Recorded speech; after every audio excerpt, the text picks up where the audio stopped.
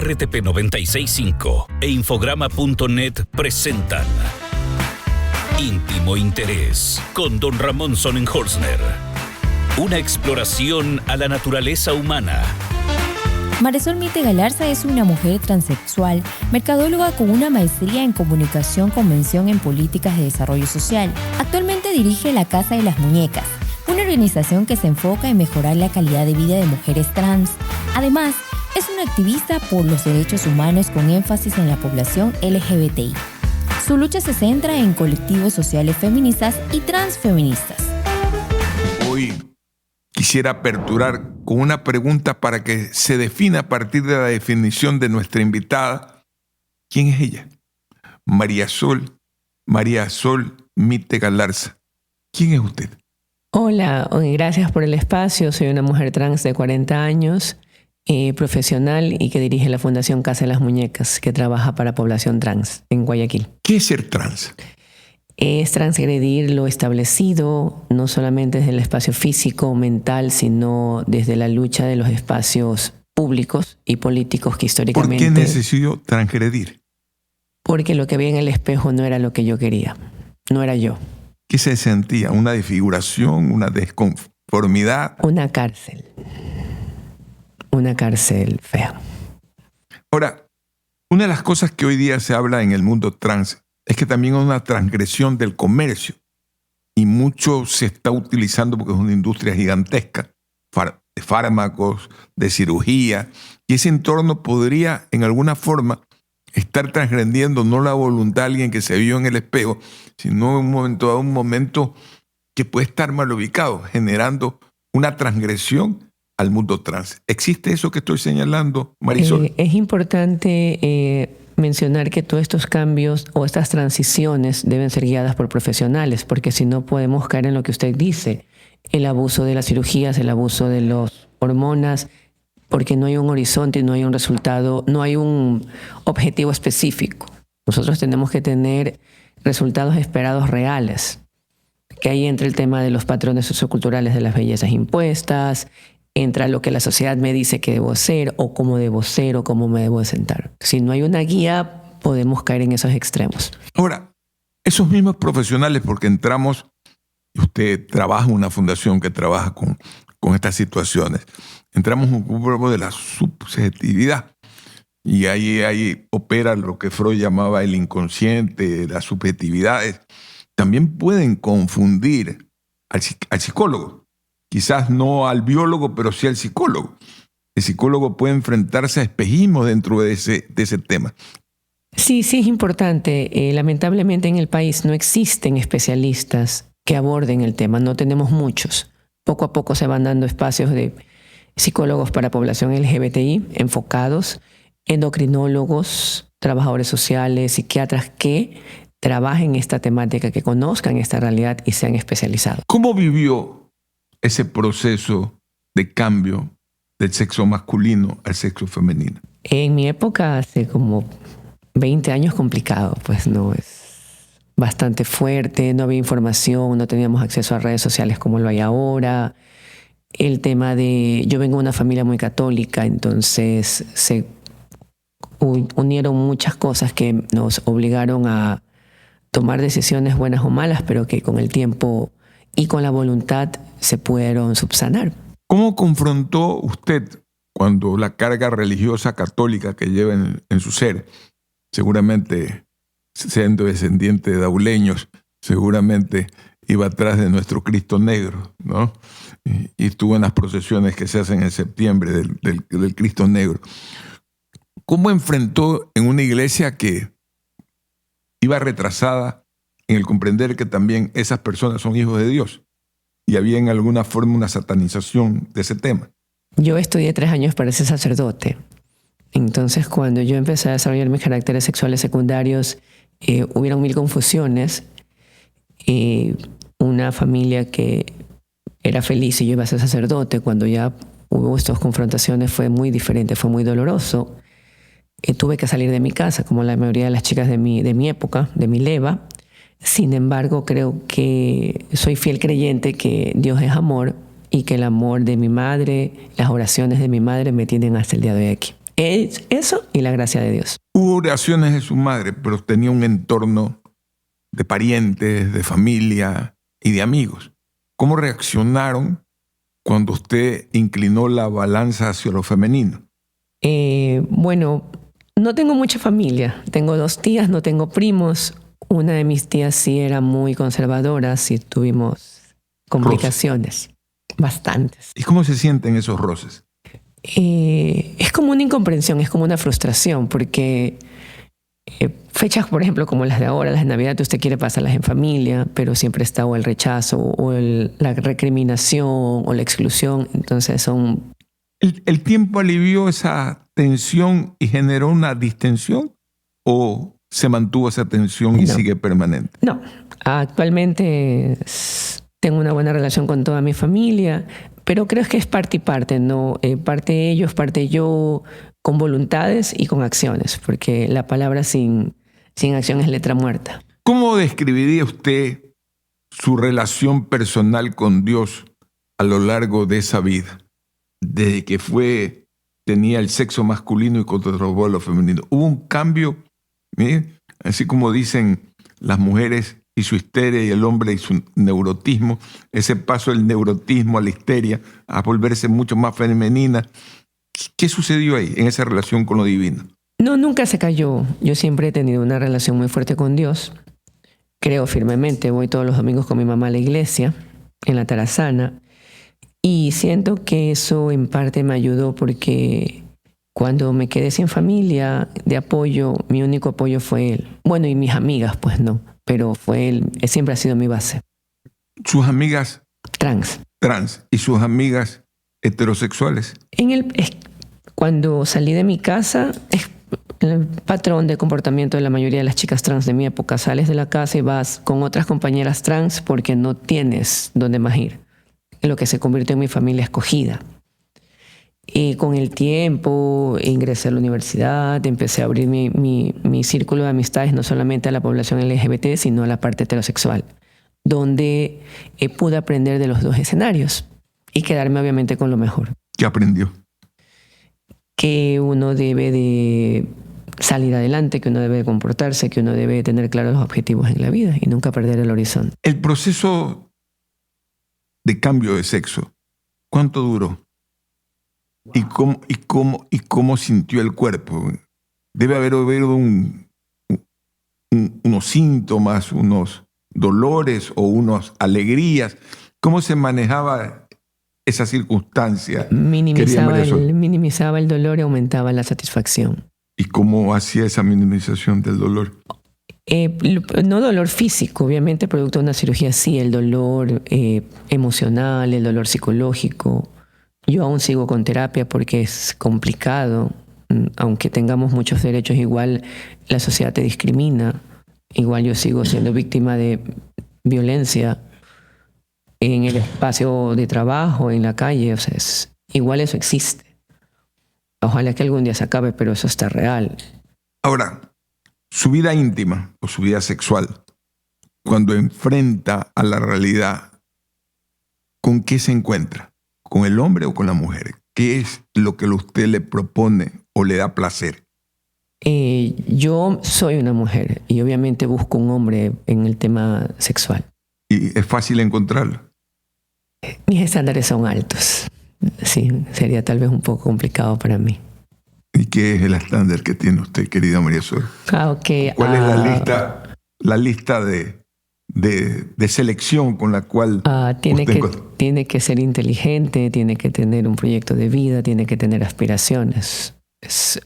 Yo creo que mucho en la inteligencia emocional. Entonces, si usted decreta que es una persona, yo quiero ser lo que soy y busco algo que me complemente para seguir adelante, no algo para retroceder, no, complicado.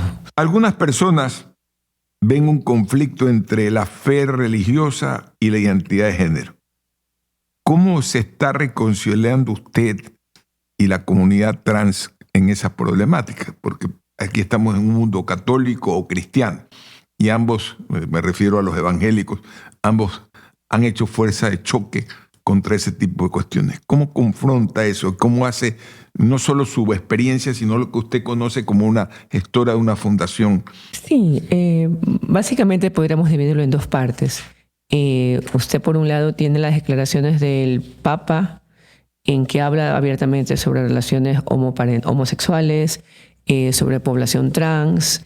Habla antes, hace 20 años era imposible que alguien pueda acceder a un tema de testigo de un matrimonio eclesiástico o padrino o madrina. Actualmente, a octubre o noviembre del año pasado, hubo un pronunciamiento respecto a eso. Entonces, es decir, ustedes antes no podían ser testigos de un matrimonio. No, complicado. En un civil sí, pero en un religioso. En un civil sí, en un religioso no. Ahora ya existen lineamientos, hay protocolos que ha sacado la Iglesia Católica referente a eso.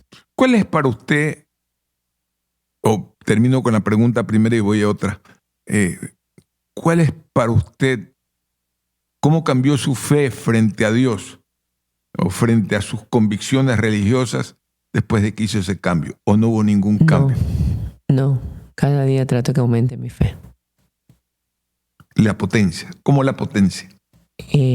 Haciendo las cosas bien, encomendándome a Dios, desde el plano familiar. Yo no salgo de mi casa sin la bendición de mi mamá. Entonces son cosas que me alimento espiritualmente. ¿Cree que su fe le ha ayudado a encontrar aceptación y paz en su proceso de transición? Por supuesto que sí. ¿Cómo lo hace? La oración, la meditación. Oración, la reflexión, a veces enfrentar situaciones que no las puedo manejar yo porque no están a mi alcance, pero sí orar por las personas para que lo que yo pasé no lo pasen las chicas que vienen atrás de mí, para que lo que yo he pasado en la vida no se repita, para que puedan ir a una universidad sin ningún tipo de discriminación, que es lo que yo pasé, que puedan encontrar un trabajo. Esas cosas son las que yo reflexiono. ¿Cómo interpreta la decisión de Dios de haberle creado en un cuerpo que no coincide con la identidad que usted quería definir como género? Son situaciones que se pueden interpretar, ¿no? Como un error o nacer en el cuerpo equivocado. Yo creo que... ¿No lo responsabiliza Dios de eso? No, por supuesto que no. ¿Por qué no? Si es... Yo nací con el cuerpo que debía haber nacido. Y me fui construyendo como yo realmente soy. Son dos situaciones diferentes. Una cosa es el físico, que usted lo puede modificar. Otra cosa es su esencia. Y mi esencia es mujer. Es femenino. Así es. ¿Qué mensaje de esperanza y fe le ofrecería a otras personas que se sienten divididas entre su identidad, su espiritualidad y su cuerpo? Primero que se centren, que definan prioridades y que trabajen una cosa a la vez. No se puede trabajar todo al mismo tiempo. Cuando hablas de una cosa a la vez, ¿qué significa? Primero estoy bien yo, primero decido yo, y de ahí voy trabajando con mi familia, con mis amigos, con mi familia escogida, en mi entorno estudiantil, en mi entorno laboral. No puedo hacerlo todo al mismo tiempo. ¿Perdió a sus amigos de la infancia? Sí, no tengo contacto con ellos. Doloroso, ¿no? No. Cada relación tiene un ciclo. Sí. Las relaciones de amistad pueden durar 1 año, 5 años, 10 años. Se aplica para el amor, se aplica para la familia. O desde la vida hasta la muerte. O hasta la muerte. Y dicen algunos que hasta más allá. Más allá. Ojalá que haya ese más allá para volverle a encontrar. Realmente, ver este tema abriga para mí una cosa que la viví como presidente de una institución educativa. Una madre que condujo a la hija al hijo durante su proceso hacia un proceso trans. Pasó el tiempo, se cambió, se logró antes de ser menor de edad, de ser mayor de edad, que esta persona cambie de sexo. Pero fue una cosa que le impactaba a la sociedad. Inclusive como institución, algunos veían, sobre todo los católicos, veían con malos ojos eso. Nosotros, manteniendo el respeto, hicimos todo lo posible para que se cumpla la voluntad de la madre en este caso.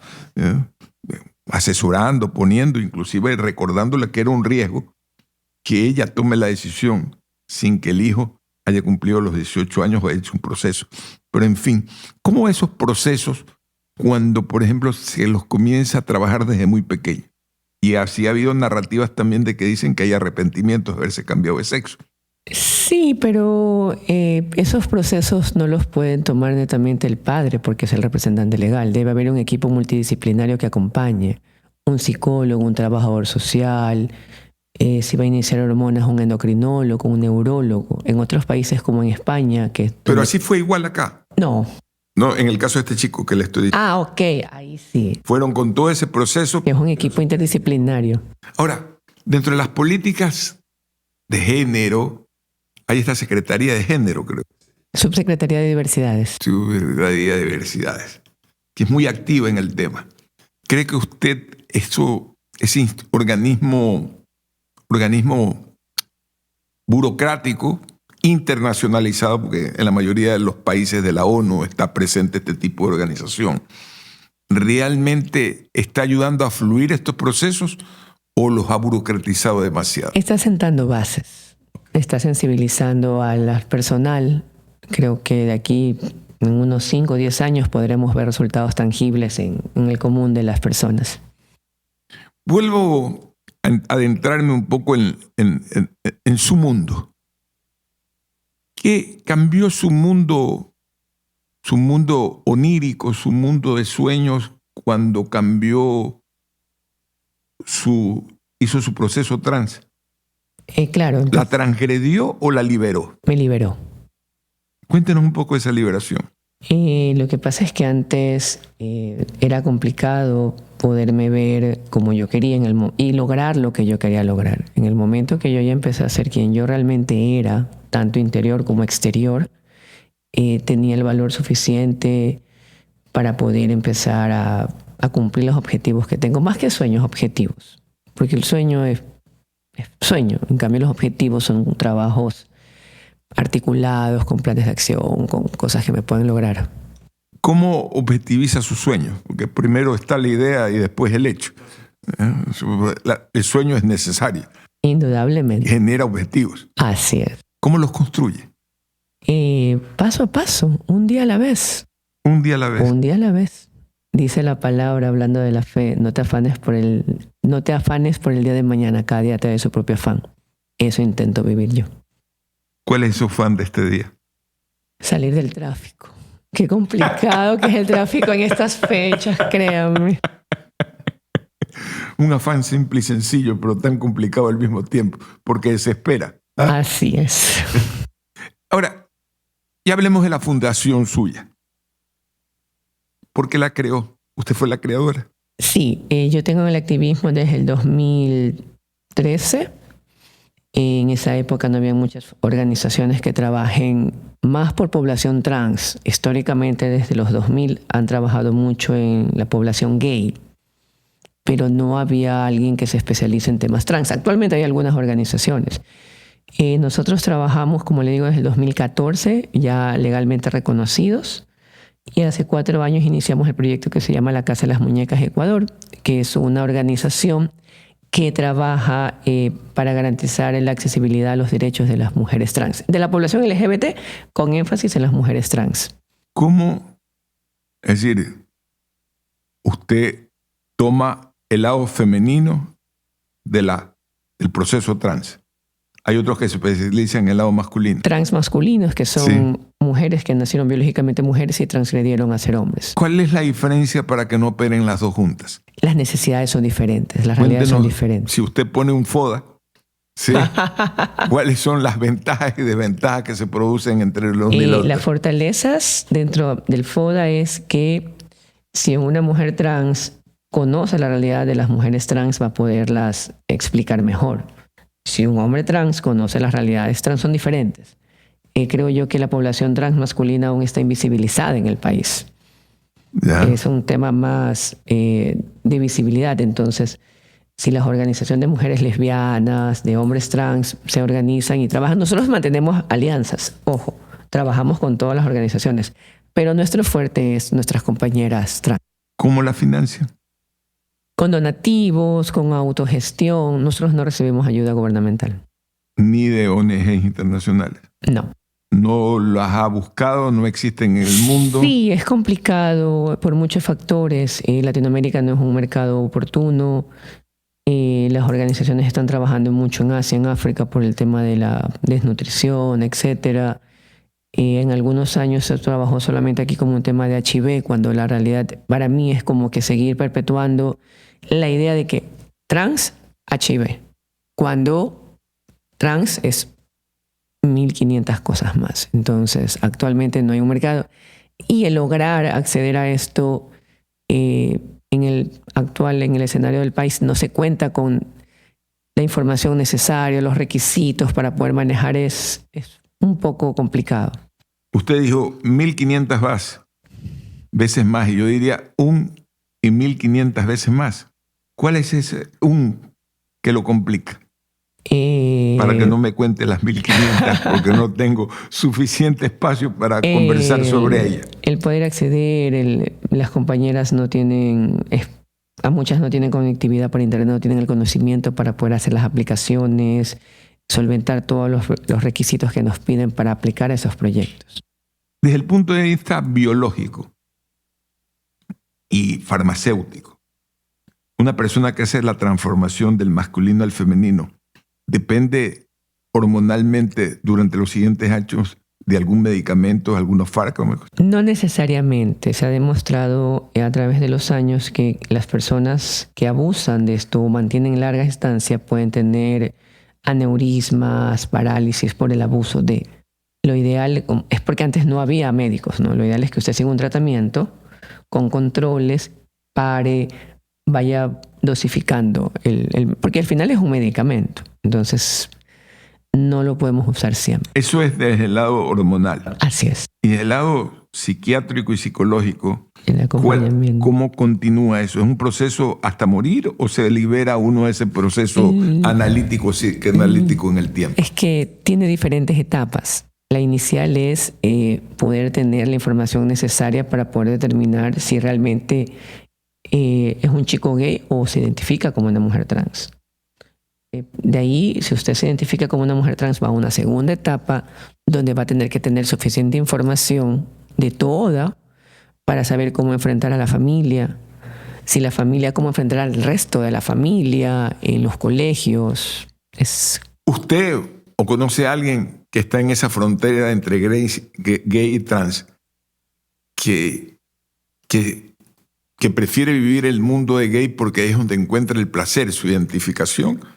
¿Cómo es eso? Tal vez no transicionan por, podríamos decir, no sé si está bien la palabra, los beneficios de ser gay. O sea, un hombre gay puede encontrar trabajo más rápido que una chica trans.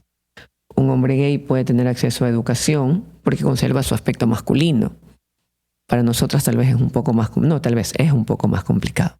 Pero las universidades sí están recibiendo a los trans. Ya, ahora sí. Las privadas también. Las públicas y las privadas, sí. Es un negocio. Lo que la gente no entiende es que el mercado LGBT es un negocio no explorado. Usted va a Río de Janeiro, usted va a Miami, España. Es un mercado súper fuerte el tema del turismo LGBT, el comercio LGBT. O sea, si nosotros entendiéramos esto como país... ¿Qué se comercia en el mundo LGBT diferente a lo normal? Que se tiene que autoexcluir. No, los espacios... para el turismo lo entiendo. Para mí los espacios seguros, espacios amigables, donde usted pueda ir, tener los espacios, como le digo, educación, que un colegio sepa cómo manejar este tema, que la universidad tenga psicólogos preparados, profesores preparados, que no es netamente, a mi parecer, un tema de la universidad, es desde la formación académica. Los futuros psicólogos, médicos, maestros deben de tener en su componente académico materias de género, cómo manejar esos temas, que no es de un día para otro. ¿Qué le pide al Estado como lideresa del mundo LGTB? Que la política de atención a población LGBT sea más agresiva, sea más fuerte. ¿A la sociedad qué le pide? Que se informen. Yo creo que la educación, yo trabajé mucho tiempo en el Ministerio de Educación. ¿A la iglesia? A la iglesia, que se actualice. ¿Y a su Dios? Que me cuide hasta el último día que Él me quiera tener con vida. Hace un gusto entrevistarla a Marisol Mite Galarza. Nos ha acompañado directora de la Casa de las Muñecas. Agradecemos mucho su comparecencia en Íntimo Interés, que hoy en su 6ª edición tuvo el privilegio de entrevistar a tan distinguido personaje, distinguido personaje. Hasta el próximo encuentro. Íntimo Interés es un podcast de Infograma y Radio RTP 96.5. Su anfitrión es don Ramón Sonel-Hosner. La idea original y la producción están a cargo de Benjamín Villagrán. Diana Raimondi es la asistente de producción y la voz de las presentaciones y de los créditos. La voz del intro es de Javier Gamboa. El tema musical que nos acompaña es Bim Bang Jazz, creado por Ser Maru y usado bajo licencia Elements de Envato Elements.